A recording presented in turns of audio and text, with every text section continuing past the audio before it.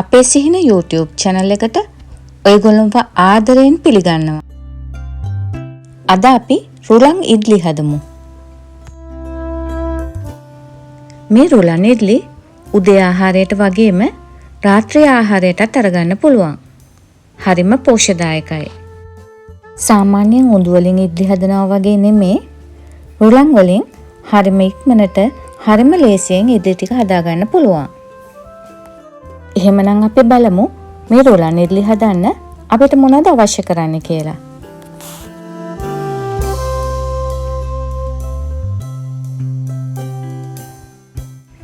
මුලින්ම භාජනයක් ලිපේ තියලා ඒක රත් වුණාම තෙල් මේස හැන්දක් එකතු කරගන්න. දැන් මේ තෙල් ටිකත් රත් වුණාම අබ තේ හැඳි දෙකක් විතර එකතු කරගන්න.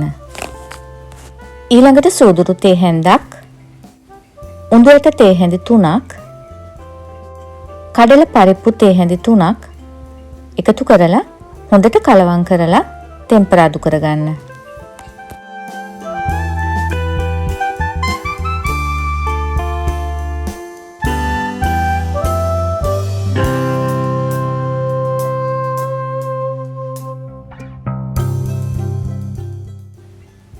දැන් තලාගත්තු ඉඟුරු මේස හැන්දක්, පොඩියට කපාගත්තු කරපිංච කොළ ටිකක්, හීනියට ග්‍රේට් කරගත්තු පොඩි කැරට් අලයක්, පොඩියට කපාගත්තු අවුමිරිස් කරල් 4-5ක් විතර එකතු කරලා කලවම් කරලා විනාඩි 2ක් විතර හොඳට ටෙම්පරාදු කරගන්න. මේ වෙලාවේදී ගින්දර මධ්‍යම ප්‍රමාණයෙන් තියාගන්න. දැන් කහ තේ හැඳි භාගයක් එකතු කරලා කලවම් කරගන්න. දැන් තමයි රුලන් ටික එකතු කරගන්න වෙලාව. රුලන් ගන්නකොට පැකට් කරපු රුලන් ගන්න පුළුවන් නම් ගොඩක් හොඳයි. රුලන් කෝප්ප 3ක් එකතු කරගෙන අඩු ගින්දරේ හොඳට බෙද ගන්න. තෙල් මදි වගේ ඔයාලට හිතෙනවා නම් මේ වෙලාවේදී තෙල් මේස හැන්දක් හරි බටර් මේස හැන්දක් හරි එකතු කරගන්න පුළුවන්.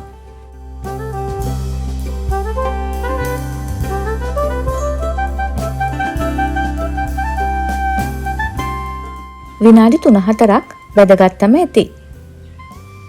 රුලන් ටික බැදුනම හොඳට සුවඳ එනවා. දැන් ලිප ඕෆ් කරලා මේ මිශ්‍රණය ටිකක් නිවෙන්න තියන්න. දැන් මේ රුලන් මිශ්‍රණය හොඳට නිවිලා තියෙන්නේ. තරමක ලොකු බෝල් එකක් අරගෙන ඒකට අපේ රුලන් මිශ්‍රණය දාගන්න. දැන් මේ කිරි කෝප්ප දෙකක් විතර අරගෙන ඒක හොඳට හැන්දකින් ගසා ගන්න. එහෙම නැත්නම් බ්ලෙන්ඩ් කරලා අරගත්තත් කමක් නැහැ. දැන් ඒක මේ මිශ්‍රණයට එකතු කරගන්න. දැන් ඔයගොල්ලන්ට අවශ්‍ය ප්‍රමාණයට ලුණු එකතු කරගන්න. මම තේ හැඳි 3 කාලක් විතර එකතු කරගත්තා. ඔයගොල්ලෝ ළඟ තියෙනවා නම් පෙරුම් කායන් ටිකකුත් එකතු කරගන්න.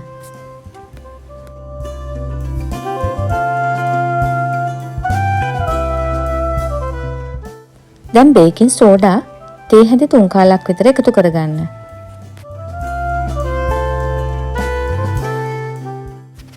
දැන් ඔක්කොම ටික හොඳට මිශ්‍ර කරගන්න. මේ බටර් එක උකු වැඩි. ඒක නිසා වතුර කෝප් 1/2ක් විතර ටික ටික එකතු කරගන්න.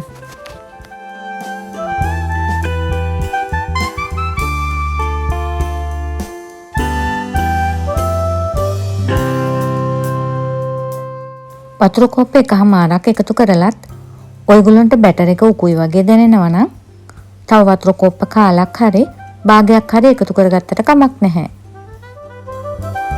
ඔක්කොම වතුර කෝප්ප දෙකකට වඩා නම් වැඩි කරගන්න එපා. වැක්කිරෙන පදම නෙමේ පදම.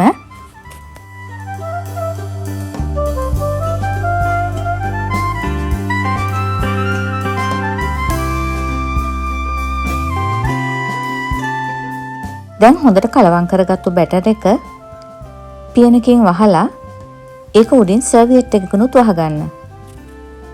මේ විදිහට බැටර් එක විනාඩි 15ක් 20ක් වගේ රෙස්ට් කරන්න තියන්න.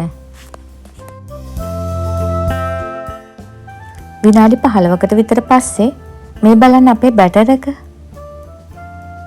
වතුර ඔක්කොම හුලං වලට උරාගෙන තියෙන්නේ. බැටර් එක ඝන වැඩි වගේ හිතෙනවා නම් ඔයගොල්ලෝ මේ වෙලාවේදී වතුර මේස හැඳි දෙකක් විතර එකතු කරගන්න. දැන් ඉඩ්ලි ට්‍රේ වලට තෙල් ටිකක් ගා ගන්න. එහෙම නැත්නම් මම මේ දාලා තියනවා වගේ කෙසෙල් කොලයකින් රවුම් කපාගෙන අඩියට තියාගන්න.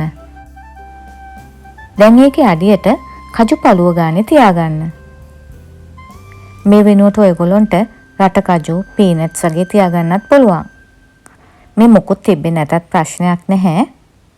රස වගේම පෙනුම වැඩි වෙන්න තමයි මේ විදිහට කජු, රට කජු වගේ මොනවා හරි තියාගන්නේ. දැන් මේ කජු පළු උඩින් රුලන් ඉඩ්ලි බැටර් එකෙන් ටික ටික තියාගන්න.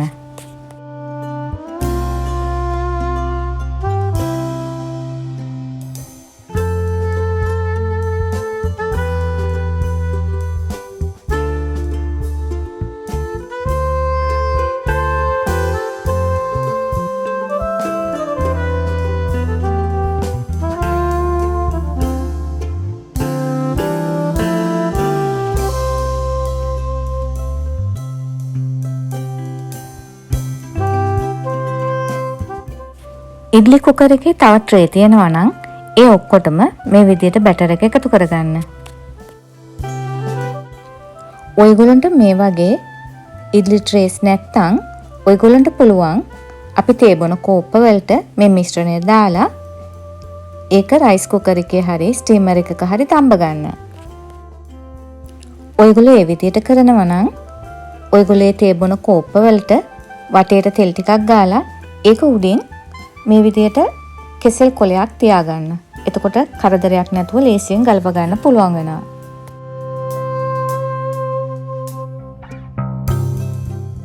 ඉඩ්ලි කුකර් එක ඇතුළට මම දාපු වතුර ටික උතුරනවා.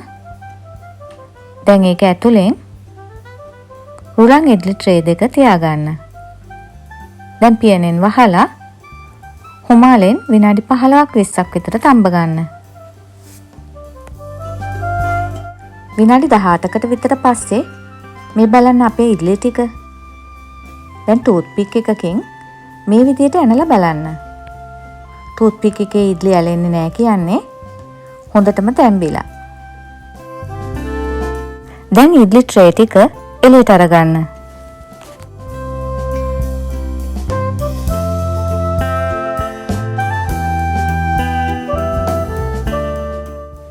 දැන් අපි තඹගත්තු රුලන් ඉඩ්ලි ටික වෙන භාජනයක අසුර ගන්න.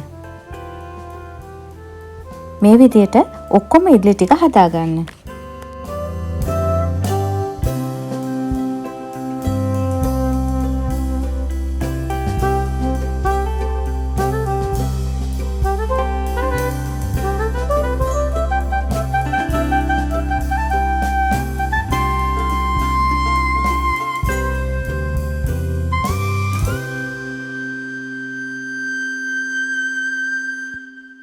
මේ බලන්නකෝ අපේ රුලන් ඉඩ්ලි ටිකේ ලස්සන. මේ ඉඩ්ලි හරිම රසයි.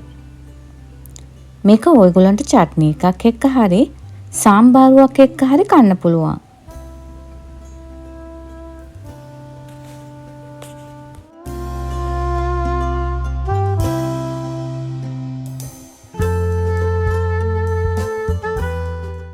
ඉස්කෝලේ යන දුවලා පුතාලාගේ ලන්ච් බොක්ස් එකට දාන්නත් පුළුවන්. ඔයගොල්ලොත් මේ වගේ රසම රස රුලන් ඉඩ්ලි හදලා රස විඳී කියලා මම හිතනවා. ඔයගොල්ලෝ මේ වීඩියෝ එකට කැමති නම් මේ වීඩියෝ එකට ලයික් එකක් දාලා යාළුවන්ටත් බලන්න ෂෙයා කරන්න.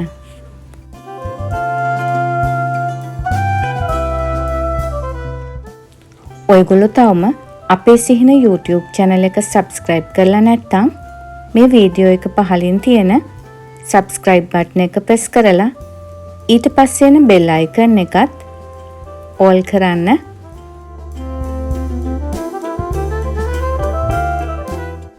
මේ වීඩියෝ එක බලපු ඔයගොල්ලෝ හැමෝටම ගොඩාක් ස්තුතියි.